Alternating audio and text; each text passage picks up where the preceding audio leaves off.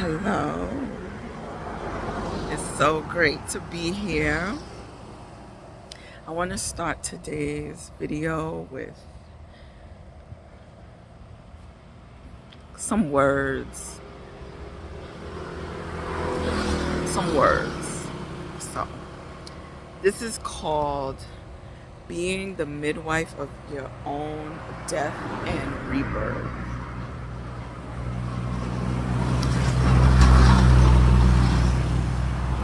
If everything is spirit, then everything deserves reverence.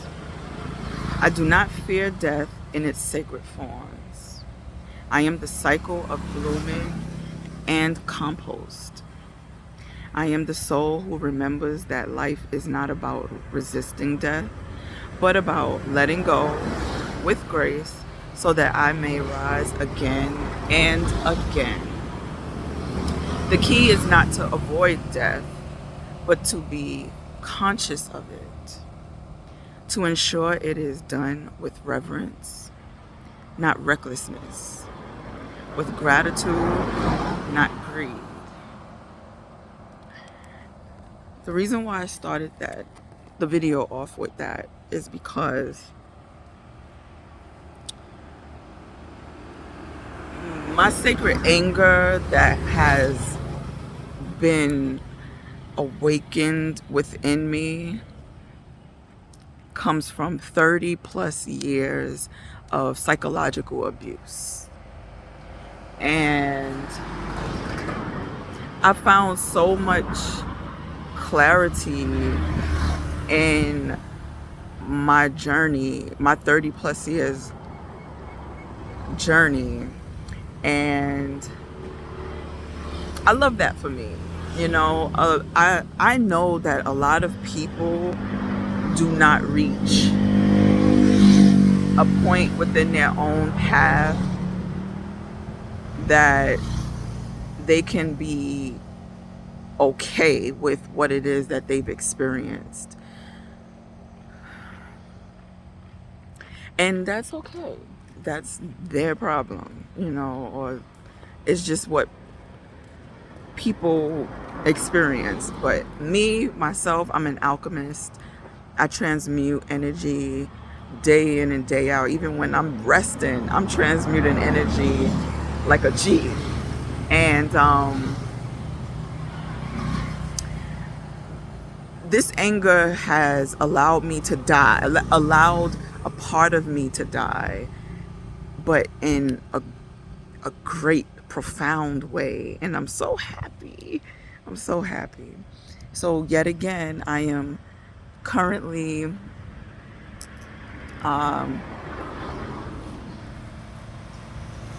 living in a new form of myself, of rebirthing, so to speak. And I don't even know what to expect, but I'm excited about it. I'm very excited because, this is what life is about. Being excited about what could be, even if it's just in the moment.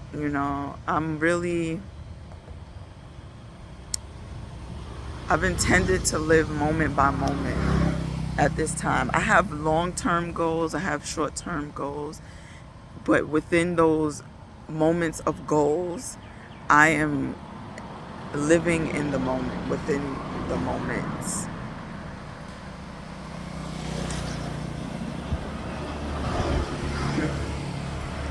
I want to go back to the video I posted yesterday about sacred anger, me experiencing sacred anger.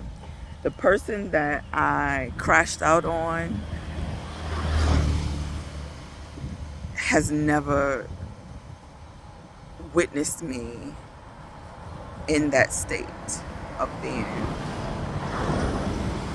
And although I don't condone, I want to make this very clear, I do not condone reacting in a way that we know damn well all of us should not be reacting. However, there is a reason and a time for everything. There's no accidents.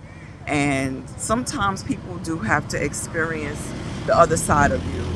This person in particular has always experienced for 10 plus years, over a decade, me being on the light side, so to speak.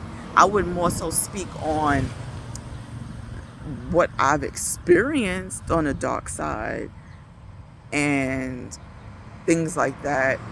But it goes to show the versions of people, the versions of you that's held in other people's mind, in other people's reality.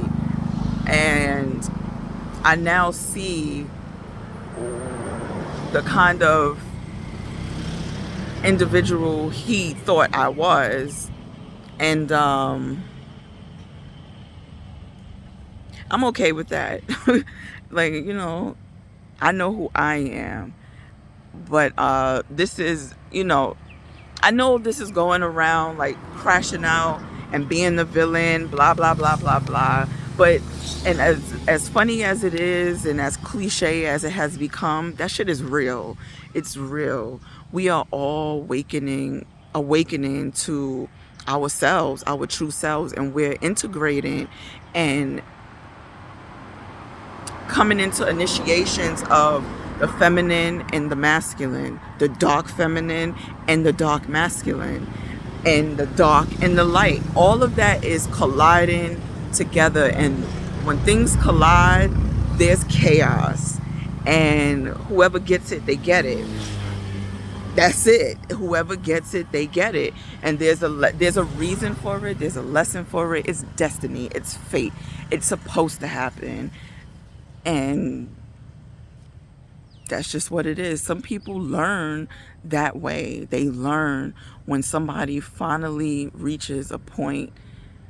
They reach the edge of their nervous system.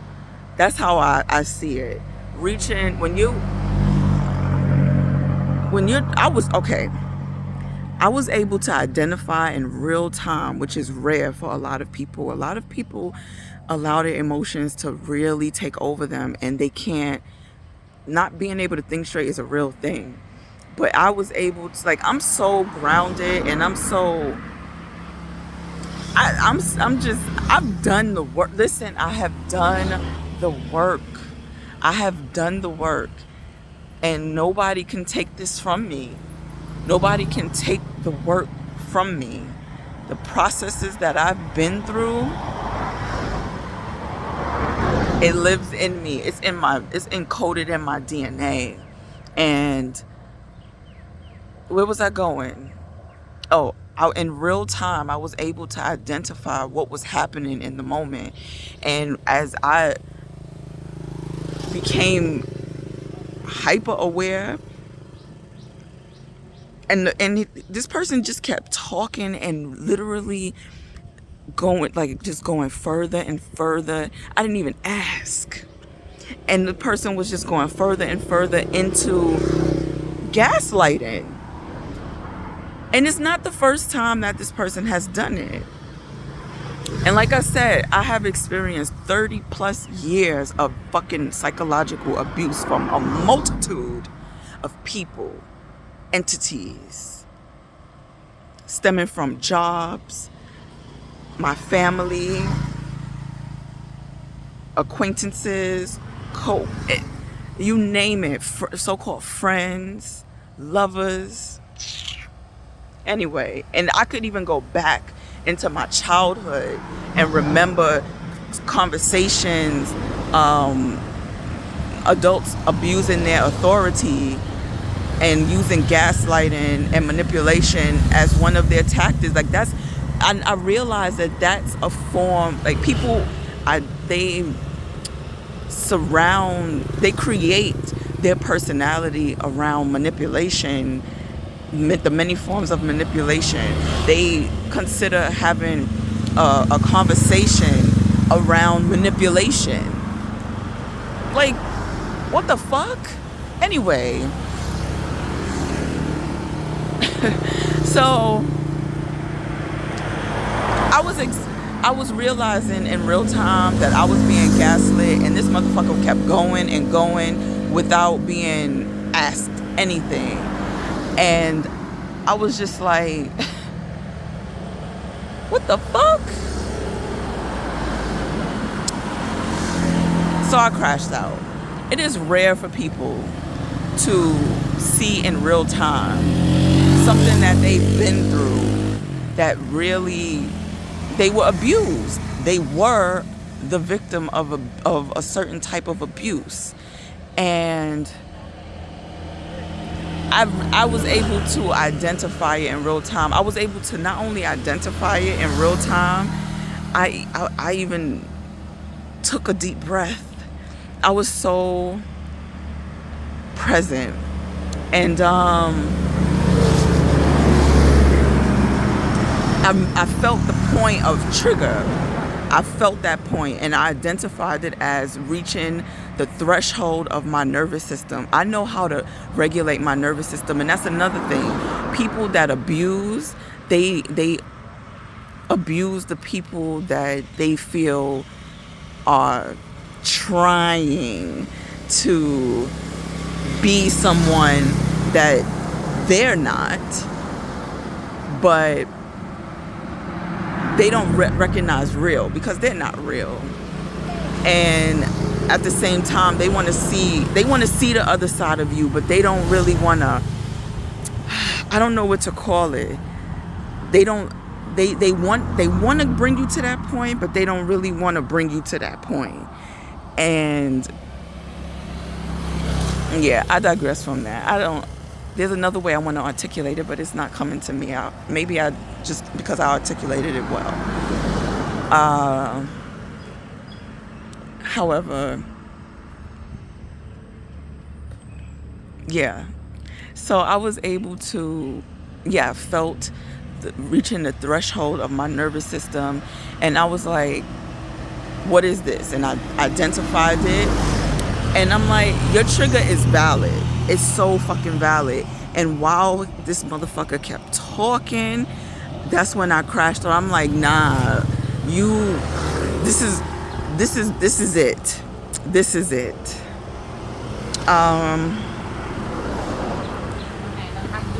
I don't know what it did to that person, but I know I create change. I know that for a fact. Whether I'm silent, whether I crash out, whether I get angry, sad, whatever the case may be, I create change. And I'm up for whatever comes after this, because enough is fucking enough. Enough is enough. From anybody. Yeah. From anybody.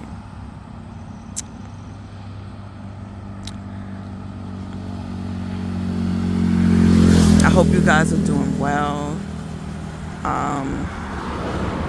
If you ever reached the threshold of your own nervous system, let me know. Tell me about that experience. I did write something out in order to like decompress, and it was, I'm really proud of myself. Say it again. I'm proud of myself. Say it every time you feel that old voice creep in to shame you for protecting yourself. Because you should be proud of yourself. Proud that you didn't suppress the truth. Proud that you felt bad for the right reasons. I have to interrupt myself and express that I still have a conscience. Although I reacted to something and I do feel that it was valid, I felt bad. I still felt a sense of guilt for reacting rather than responding. And in the past, I used to apologize without still calling out the abuse. And I'm choosing not to do that. I am choosing not to do that because I've also learned that people know exactly what it is that they're doing. They know they may not be able to name it, but they know what they're doing.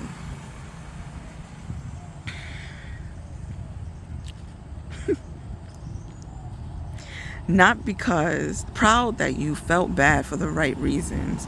Not because you abandoned yourself, but because you stayed with your truth and still held compassion.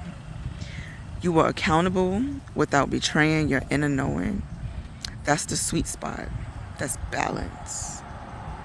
Fuck with me if you want to. Oh my God.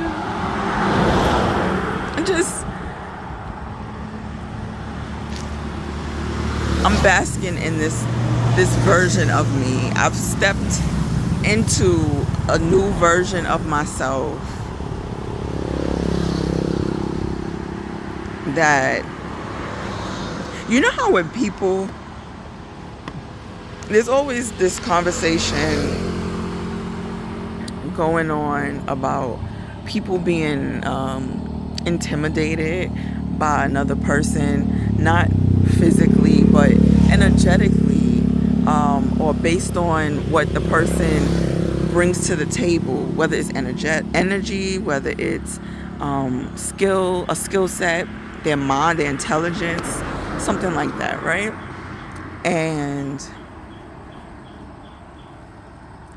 this is what I'd rather people, like, you have a reason. If you're gonna have a reason to be intimidated by me, be intimidated by the fact that I'm going to defend myself. Be intimidated by the fact that I'm not gonna allow you to do the dumb shit that you've been doing to other people. You should be intimidated, and you should reflect on that and ask yourself, why am I intimidated by this person when it's not a physical thing?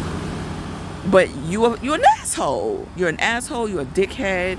You're mean, and you don't know how to treat people. You don't know how to stand and live in your truth, and you don't know how to treat people. And you should feel ashamed and guilty, and reflect on that shit, instead of trying to make people feel bad and feel guilty and feel ashamed because you don't want to take accountability for anything.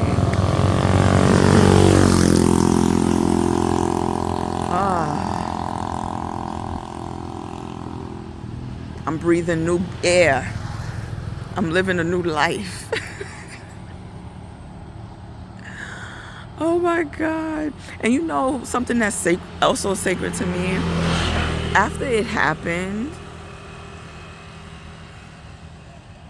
after the crash out, I was able to regulate my nervous system back to its homeostasis. And my grandmother spoke to me.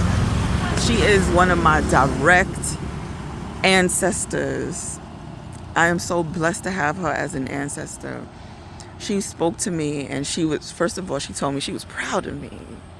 She was proud of me because I not only went through what I've gone through, but I know she has gone through what she has gone through in a similar way. And I believe my grandmother was born in maybe the 20s. So, or the third. I'm not sure. I don't know if I should know that, but I know I lost her 20 years ago. This year will be 20 years. That's a long time. Anyway,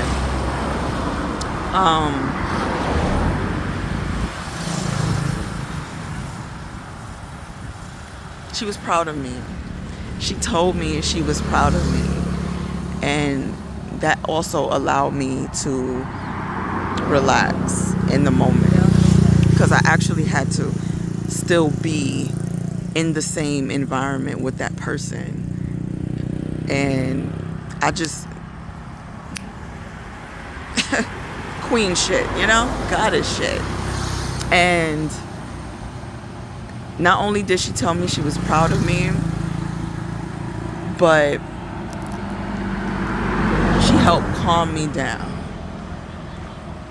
Because sometimes, I don't know if you experience this, when you could calm yourself down or be calmed, and then you think about it again or see the person and you just go from a 0 to 100.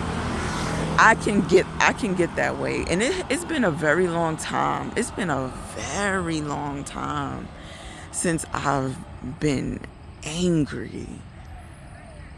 Really angry. And not only angry, but was able to direct it at the right people or person. I've done a lot of healing. I've done a lot of healing. And thanks to my abusers, I was able to actually heal myself. Literally. They showed me strategically. They helped strengthen my supernatural abilities, actually. My abusers helped me strengthen myself and see how strategic they are. I'm able to go back. I could go back. I am 38 years old.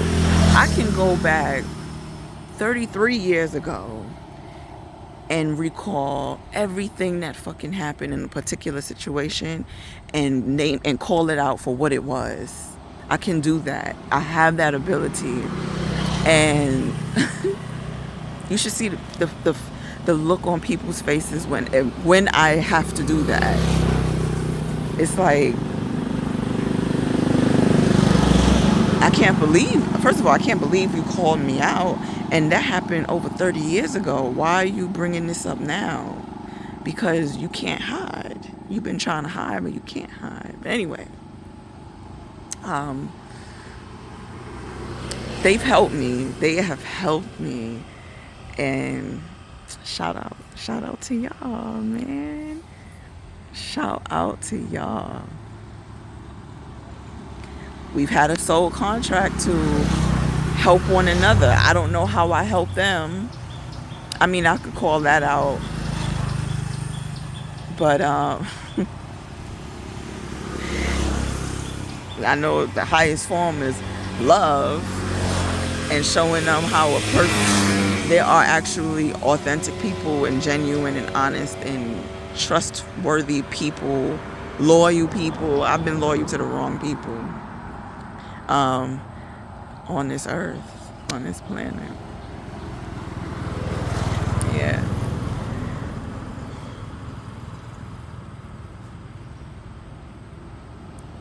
As I release so much that has been just suppressed and just not perceived in a particular way that it needed to be perceived in order to facilitate the best type of healing, the highest form of healing that's necessary and possible for myself. I received downloads, which means like those are my confirmation. I received downloads for creativity, and that also helped me to come to the understanding that I'm not like, although I'm facing challenges in life, I'm just I'm creating a foundation, a sturdy foundation for tangible generational wealth. Yes, in the 3D, it's like, it's money, it's property, it's this, that, but that comes, all of that will come. I've realized through a download that what it is that I truly want is the ability and the space and the confidence to experience the creative process in its rawest form. And I'm doing that. And that's what's creating the friction, because I didn't really understand, possibly, and overstand it. it was creating a lot of friction within my reality. And now that I see that, I actually have the patience and the confidence and the tenacity to begin on all the creative ideas that are speaking to me. I'm gonna be fucking big, man. I'm gonna be known all over this fucking planet. Trust and believe.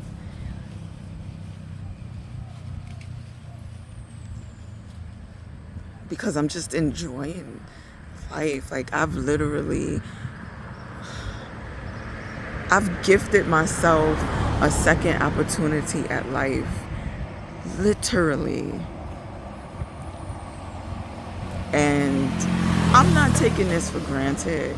And I'm not going to let anybody project their disappointment in self and themselves into my reality, onto me, so that I don't grab this second chance at life by the throat.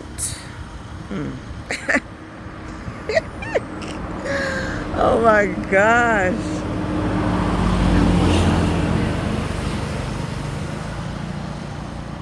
Like, I really do not know what is coming, but I'm so excited about what is coming.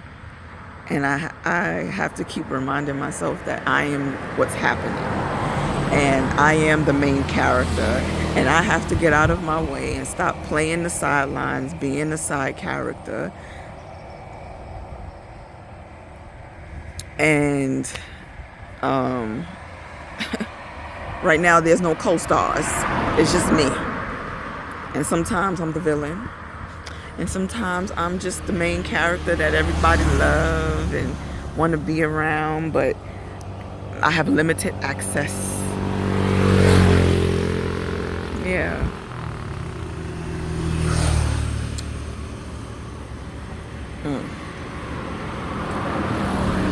I'm pretty much a lone wolf. And it reminds me of a movie. I don't know the name of it. I only know the main character by face. I'm not too big on names of stars and things like that. But this man in particular, I think he was hiking or something like that with people, and they actually unfortunately, like, I think their equipment failed them, and the weather and things like that, you know, white people shit. Nah, no shade, because you know what? Black people don't do a lot of things. And I don't know if it's because of that. Like, because of the things that we've been programmed to see what could possibly happen. Nah, but black people out there doing things. We just not out there. It's just not broadcast in the way that I would say white people are broadcasting it. But that's purposeful.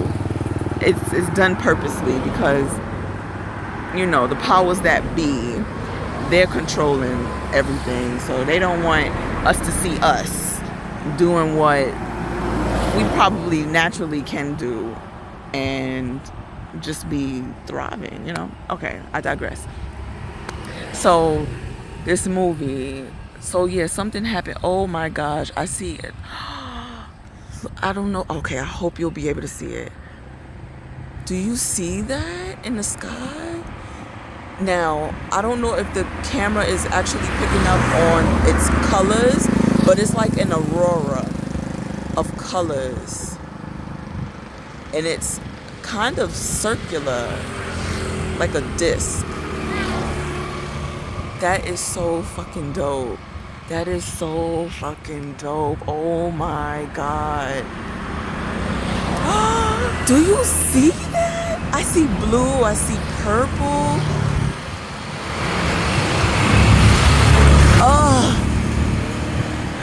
Oh my God.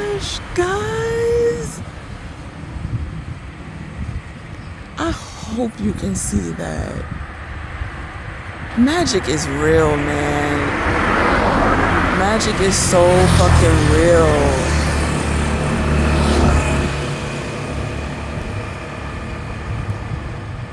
Oh my gosh. I am in awe. I am in awe.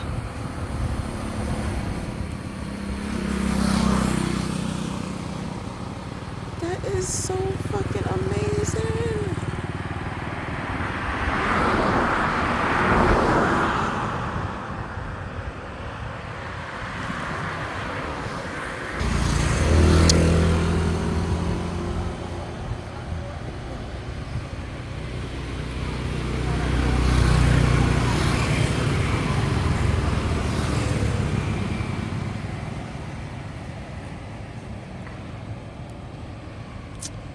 You can't tell me this world is not. It's beautiful. It's really beautiful.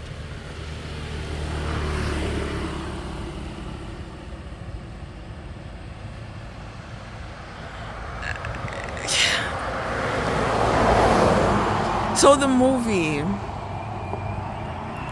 I'm gonna keep looking because there's actually a dark cloud that's moving in on it.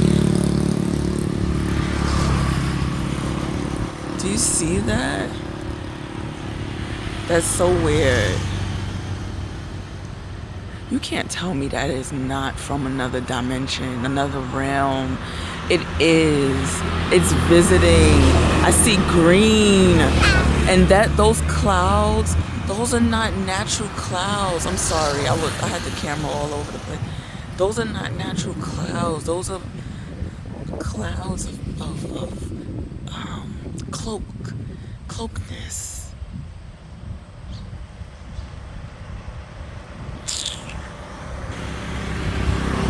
Listen. All right. So again, this movie, yes, things was happening, and pretty much they had to go into survival mode, but unfortunately only on my hairs are growing. Okay. Unfortunately, only one person out of this group really knew what needed to be done, and when I tell you the things that they had to do, they had to swing across, like tightrope across mountains, and the drop was like ridiculous. Things like that. And everybody died except for this one person. I'm sure he died at the end, but it didn't show that. He didn't go out without a fight. And the way that wolves hunt, there's a head, the leader of the pack, right? But I believe some wolves, they roam alone, and I believe that this wolf in particular, he was a lone wolf. And how he hunts, I don't know if all wolves hunt like this, but how this particular wolf hunted, it does all that it needs to do to lead you. It doesn't really necessarily bother you. It just leads you back to their den. And that's what it was doing. That's exactly what it was doing. And you could hear them at night. Oh, it wasn't a lone wolf. I think he roamed alone, but he did have a pack. And you could hear them at night communicating, like letting everybody know, all the wolves know that we got some meat coming up, you know. And yeah, I feel like a lone wolf. Like I have a pack of 3 animals, but all in all, I'm a lone wolf, just being a guide for my pack. And it's heavy. It can be heavy at times. I don't really know how it feels to not have to look after other people. I was a teenage mom, and my daughter is 21, and she's still finding her footing, and I'm still providing. And my son is young, and he's still a teenager. And yep. So, yes. I have a lot on my plate. And although I have a lot on my plate, I'm still blessed. I'm still blessed to be able to live the life that I'm currently living. I'm still blessed to have faith. I'm still blessed to have trust. I'm still blessed to be healthy, not just physically, but mentally and emotionally. I've lived in an environment for 3 decades in which all you have to do is go to this place called 125th Street, and all up and down 125th Street, you will see the results of the people who had a lot on their plate and they could not take it. They couldn't take it. And I refused. It was a reminder every day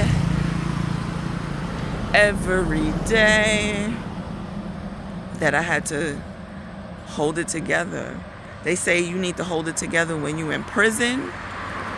You know, you need to hold it together in or out of prison, because they will eat you alive. They will make you think that you can't do anything for yourself. You have to rely on everybody outside of yourself. And when you start relying on yourself, you're punished. You're punished. You can't even make decisions for your own fucking children. You start making decisions for your children that most parents don't make for their children, or if not all, they ready to call CPS on you. What I know as BCW. They ready to call them on you. You ain't lay a finger on them. They healthy, but because you said no to something that most people say yes to, or they don't even say yes, they just go along with it. They just sign their name on a dotted line.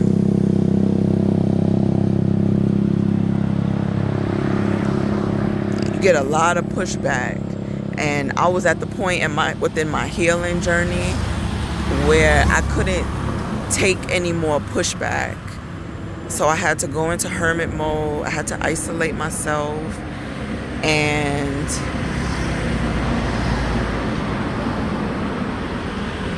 do some real healing in order for me to continue on my journey without medication, without a fucking therapist. Let me tell you something I learned today from there's a channel I just became aware of, the Mogul, Mogul. She's fucking dope. Check her out. She said something about when you're self-aware and you go to a therapist, you just need somebody to validate what it is that you already know. And that is so fucking true. That is so true. Even if you a fucked up person, you could be a self-aware fucked up person. Like, those people, they just, most of the time, those people don't want to go to therapy because they don't want to be called out by anybody, right? But and they ran by the ego. But I realized, like, every time I thought about going to therapy, I've been to therapy. I was put into therapy when I was a child. after I experienced some really heavy trauma.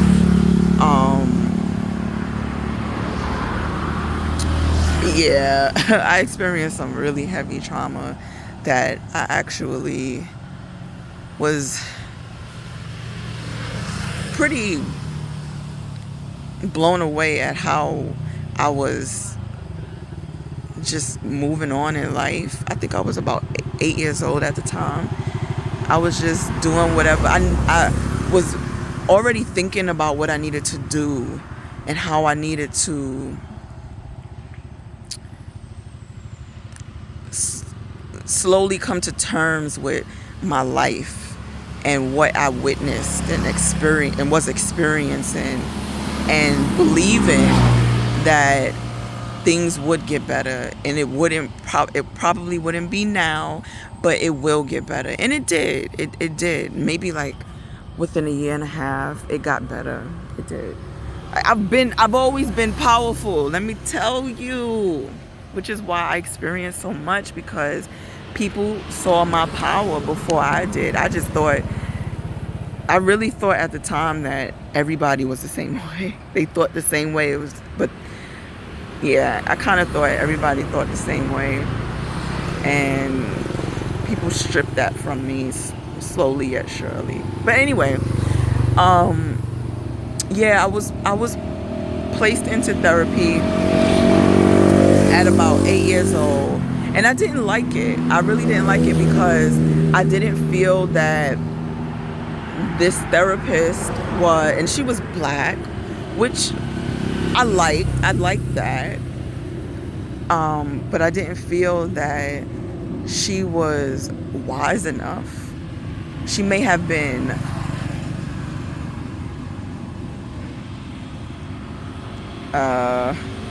educationally adept to her field, but I don't think she was wise enough to help me to process what I went through. I just don't. I was very self-aware. I knew exactly what the fuck was going on. And you know, when therapists are speaking to children, they still tread lightly. They don't want to, I don't think they want to re-traumatize the child.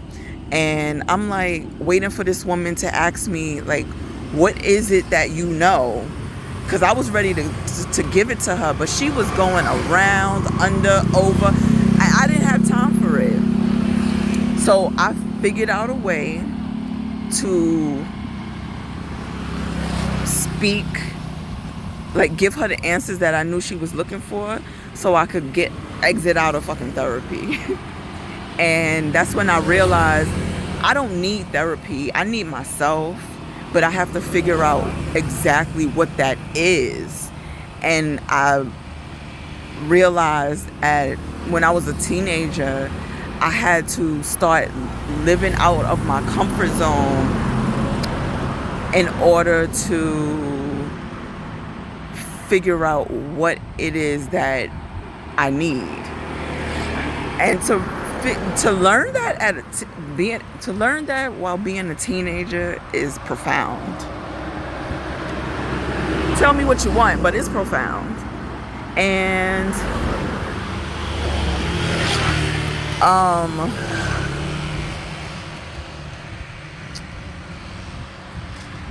yeah, so when she said that, Mogul, I hope I'm saying it right, Mogul, when she said that, and I was like, oh, that's why I don't want to go to therapy. I've thought about it. Even in recent times, I've thought about it, but I'm like, I know I can do this, because I know I will just be talking, and I will probably blow the fucking therapist away at the things that I would say. And being that people are so closed-minded, like you could have all the credentials that you want and still be closed-minded and ignorant and a non-believer of pretty much the supernatural and spiritual warfare. A lot of people are just going through spiritual warfare. They're not going through things within this 3D realm that are seen. They're going through things that are unseen, And it's only being seen when they crash the fuck out, but in a most tumultuous way that that makes professionals diagnose them with certain type of mental illnesses.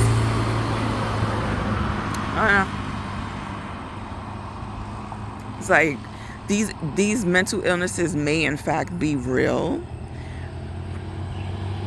but they are also a gift.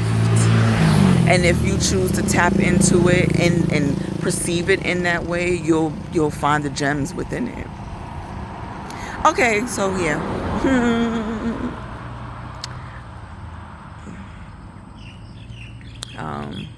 My hair is growing again and I love it. Although it's hot, but I love that my hair is just long.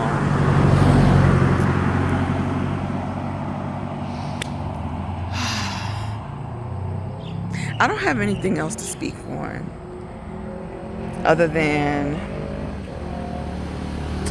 love yourself, love life, and do you for you. Okay? Okay.